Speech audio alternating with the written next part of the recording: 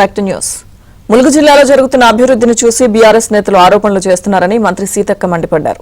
ఆదివాసీ మహిళలను చూడకుండా తనను టార్గెట్ చేస్తున్నారంటూ కేటీఆర్ పై ఆరోపణలు చేశారు. తామంతా సమ్మక్క సారక్క వారసులమని, తమ జోలికి వస్తే నాశనమైపోతామంటూ ఆమె ఆగ్రహం వ్యక్తం చేశారు.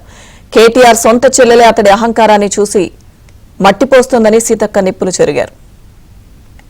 అయ్యా కేటీఆర్, నీ చెల్లె ఎట్లా నీ మీద మన్ను పోస్తుంది, నాతో పెట్టుకుంటే నువ్వు నాశనం అయిపోతావు. ఇంతకంటే నేనేం అనలేదు.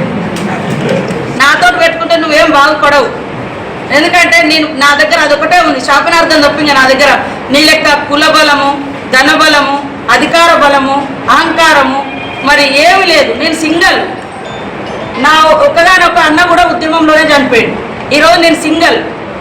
నా నియోజకవర్గమే నాకు అండ. నాకు కుల బలం లేదు, ధన బలం లేదు, ఇంకో బలం లేదు. జస్ట్ మంత్రిని ఆయన నా ములుగు ప్రజలు దీవించడంతో నేను ఈరోజు రాహుల్ గాంధీ, రేవంత్ రెడ్డి గారి ఒక